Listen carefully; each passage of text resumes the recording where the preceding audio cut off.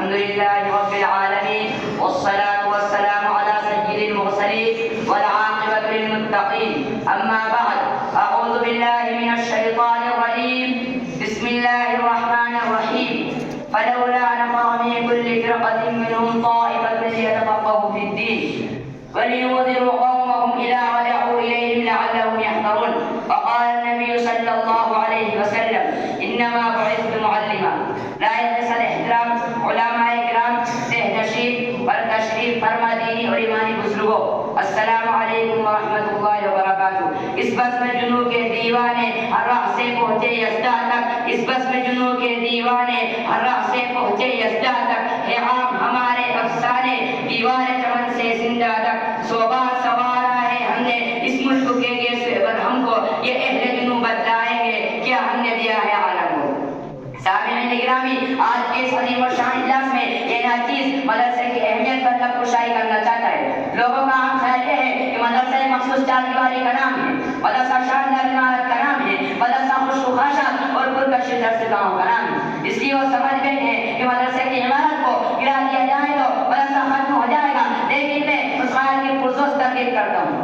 مدرسہ فلک و سماعت کا نام نہیں، مدرسہ مسیح اور مقید طوروں کا نام نہیں. اگر ایسا ہوتا تو ماں کی گود کو اول کم اور مدرسہ نہ کہہ سکتے، جہاں انسان شغل کی آنکھ بنتا ہے اور زندگی کے ابتدائی آداب سیکھتا ہے. قسمت نوع انسان تبدیل ہوتی ہے یہاں، قسمت نوع انسان تبدیل ہوتی ہے یہاں، ایک مقدس فرض کی تکمیل ہوتی ہے یہاں. برادران صالحین، مدارس کی ایک مکمل تاریخ ہے. نبی اکرم صلی اللہ علیہ وسلم نے اپنی بعثت کے بعد سب سے پہلے لوگوں کو دائرہ اکرم میں اکٹھا کر کے کتاب و سنت کی تعلیم دی. جب کے بعد مسجد قباء صبح کا چبوترا قائم کر کے صحابہ کی تعلیم و تربیت کا انتظام کیا، جہاں کے فارغین ابو ہریرہ، عبداللہ بن عمر، عبداللہ بن مسعود رضی اللہ عنہ ہیں. یہی صحابہ دور دراز علاقوں میں پھیل گئے اور کئی مدارس بن گئے. مدرسہ عائشہ، مدرسہ عبداللہ بن مسعود، مدرسہ ابی بن کعب. حضرت جیسے جیسے زمانہ ترقی کرتا گیا، طلباء کی تعداد میں اضافہ ہوتا گیا، مدارس کے لیے مساجد ناکافی ہو گئی تو عمارت کی شکل میں مدارس بنے.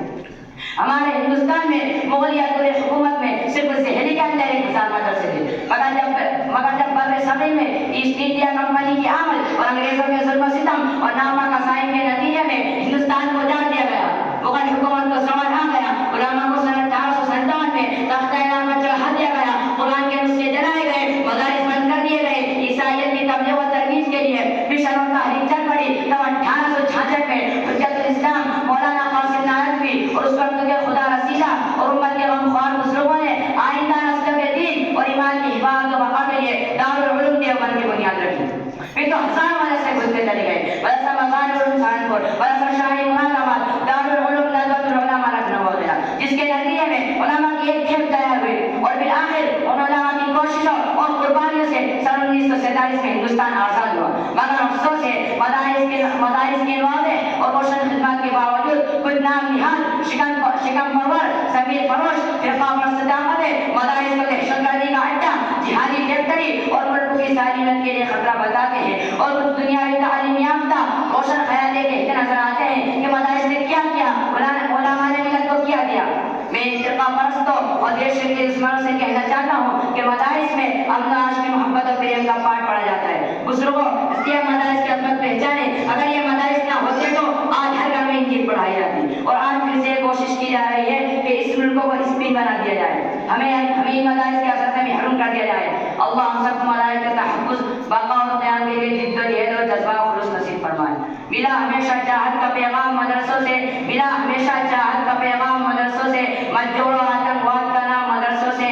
کبھی نہیں ہو سکتا قدر عام مدرسوں سے، بستی کی رونق مسجد و شان مدرسوں سے. وآخر دعوانا الحمد للہ رب العالمین.